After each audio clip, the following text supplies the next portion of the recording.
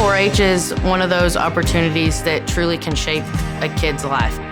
It for sure shaped my life. It has lifetime skills that you develop, obviously, in all the contest and project areas that we have.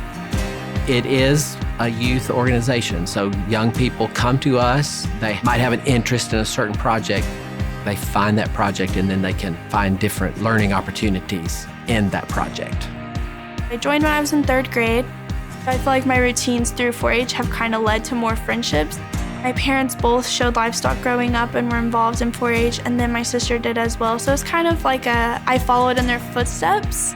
After my 7th birthday, I had the flu and strep, and I never ended up getting better. I was diagnosed with JDM. It was really hard watching everybody else play and like missing out on stuff like that. And so it was just always a priority that my parents had. Like, the more she stays involved and the more active she is, she'll get better faster. Texas 4-H is the largest 4-H organization in the United States, well, probably across the world. And we benefit from being a part of the Texas A&M University system. Texas A&M is recognized worldwide. People want to be a part of that, or the opportunity to say, I'm linked to Texas A&M. And so being a part of the 4-H program gives them the opportunity to say that.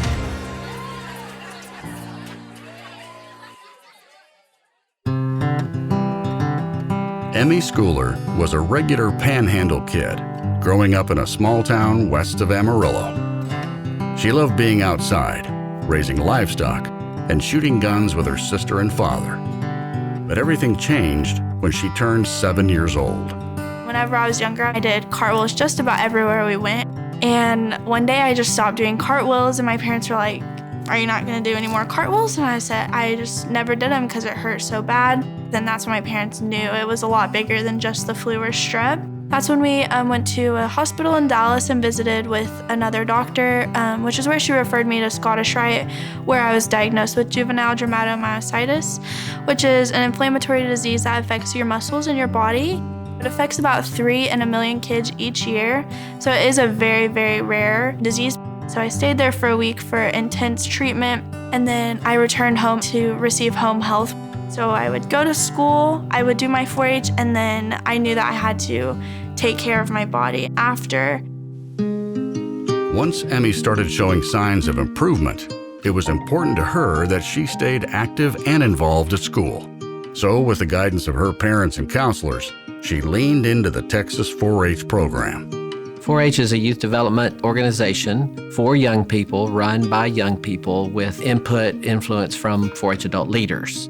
The program consists of project areas that kids are interested in. They look up the project, and then they have opportunity to grow, learn in those various project areas. 4-H has been in my family for many years. After we saw the influence that those people had on our lives, I chose the profession because I wanted to make those same positive impacts, much like a coach would in school. Volunteers and agents have that same kind of influence on young people. I came to A&M pursuing an ag science degree, thinking I was going to be an ag teacher, but in the end, I really wanted to be a county agent and get back to my roots at some point, so it just worked out that way. I met Emmy at a stock show. That was where I met most of our kids at San Antonio. We just took off running with getting her involved in, and her parents were both great advocates to push her and do whatever she wanted to do. We're here for Texas 4-H Roundup. There's contests and events happening all across College Station and Bryan and all over A&M's campus. I've been showing pigs pretty much all my life, but it wasn't until I got into middle school and high school that I learned about all the other opportunities that 4-H has to offer and getting involved in them. So all of our state contests will take place in June at Roundup in College Station. I think Roundup is one of those things where you can come in, make friends for a lifetime. Since Texas A&M is our home, we hold Texas 4-H Roundup here on campus.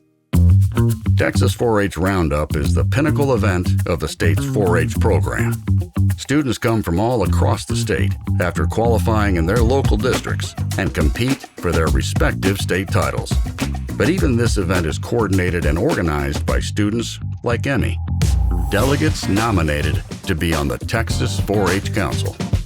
Texas 4-H Council is made up of 30 youth members, so 2 from each district and then 6 at-large delegates that are voted on by all senior level 4-H members across the state. They meet in January and they plan everything they can for Texas 4-H Roundup.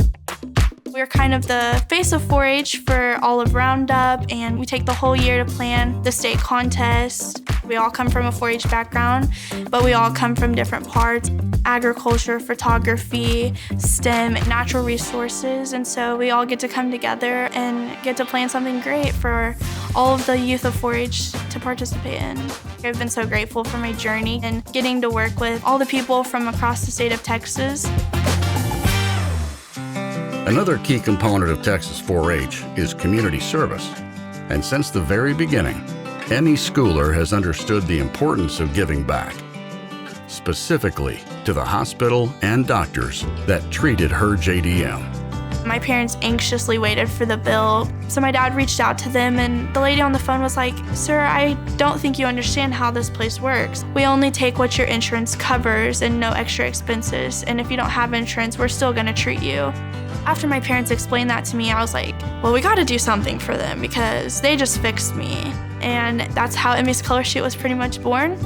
Emmy's Color Shoot is a nonprofit organization benefiting the Scottish Rite Hospital in Dallas. It's a weekend shoot every year, then it's a shotgun clay shoot. Hundreds of teams register every year and come, a silent auction and a live auction that all benefit the Scottish Rite Hospital.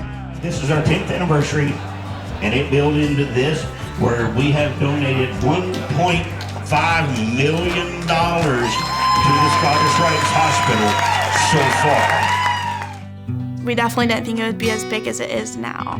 This money goes straight to Scottish Rite Hospital in Dallas, Texas. We write them the check and they can use it in any way that they need to. When I was there, I never felt like I was in a hospital, and the doctors and nurses were all just so kind that I wanted to be able to give back in that way too. And that's really what led me to be a pediatrician. I just want to be able to give back and help others. Emmy's done really well at recruiting 4-H members from the Panhandle to come and volunteer at the shoot and get community service hours and contribute that way. To date, her color shoot has raised almost $2 million for the Scottish Rite Hospital. And even with Emmy leaving town to study at Texas A&M, she's showing no signs of slowing down. She's very outgoing, very competitive, and determined. So if she thinks she's gonna do something, she's for sure gonna get it done somehow. I feel like 4-H has really played a place in that, as I wouldn't be the person I am without my influence in 4-H. Emmy Schooler had a lot of people pouring into her. 4-H also had that opportunity. And so I hope she takes all of that and comes out on the other side as a person who will do well at school, see those opportunities to build somebody else up, help them move forward. And I know she will. I mean, she's going to make us all proud.